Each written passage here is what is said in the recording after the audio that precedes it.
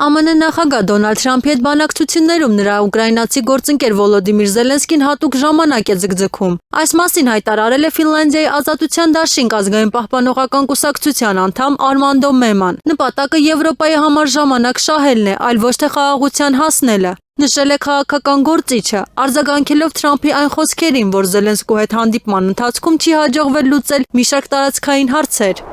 Ուկրաինայի առաջնորդ Վոլոդիմիր Զելենսկին եվրոպացի առաջնորդներին ասել է, որ ԱՄՆ-ից ճնշում է ակնկալում Ռուսաստանի վրա։ Այս մասին հաղորդել է Financial Times-ը, հողում անելով իր աղբյուրներին։ Ըստ երկու զրուցակիցների, որոնք տեղեկացված են Զելենսկու եվրոպացի առաջնորդների հետ զրույցի ընթացքի մասին, Ուկրաինայի նախագահը բացառել է, որ Մոսկվան կարող է հրաժարվել իր շահերից խաղաղ գործընթացում կամ անվերապահորեն ընդունել Կիևի առաջարկած ծրագիրը։ Միևնույն ժամանակ Զելենսկին Եվրոպայի ղեկավարներին ասել է, որ կցանկանար, որ ԱՄՆ-ն իր ուշադրությունը կենտրոնացներ Ռուսաստանի վրա ճնշում գործադրելուն։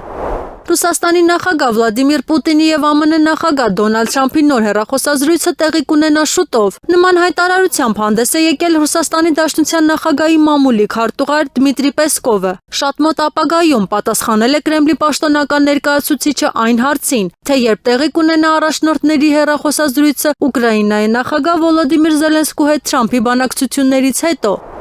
Ռուսաստանի նախագահ Վլադիմիր Պուտինը հաղթող դուրս կգա Ուկրաինայի հակամարտությունից։ Այս մասին հայտարարել է Լեհաստանի արտաքին գործերի նախկին նախարար Յացեք Չապուտովիչը։ Պուտինը դրանից հաղթող դուրս կգա։ Ուկրաինան պարտվեց, հարցը միայն այն է, թե որքանով, ասել է նախկին նախարարը։ Նրա խոսքով Եվրոպան նույնպես խոշոր հաշվով պարտվել է ուկրաինական հակամարտությունում, ինչը կասկած չի հարուցում։ Լեհաստանի արտաքին քաղաքական գերատեսչության նախկին ղեկավարն ընդգծել է, որ Եվրոպան կորցնում է իր նշանակությունը բանակցային գործընթացում։ Չապուտովիչը նշել է, որ հենց Եվրոպայի քաղաքականությունն է հանգեցրել այդ ռազմական հակամարտությանը, եւ Վաշինգտոնը դա տեսնում է։ Ուկրաինայի առաջնորդ Վոլոդիմիր Զելենսկին պետք է ժամանի Մոսկվա հանուն հակամարտության կարգավորման։ Նման կոչով հանդես է եկել Ֆինլանդիայի ազատության դաշինք ազգային պահպանողական կուսակցության անդամ Արմանդո Մեման։ Եթե Ուկրաինայի առաջնորդ Վոլոդիմիր Զելենսկին Մոսկվայում այցելեր Ռուսաստանի նախագահ Վլադիմիր Պուտինին, ապա ես հավանաբար կհավատայի խաղաղ ջանքերի իսկությանը։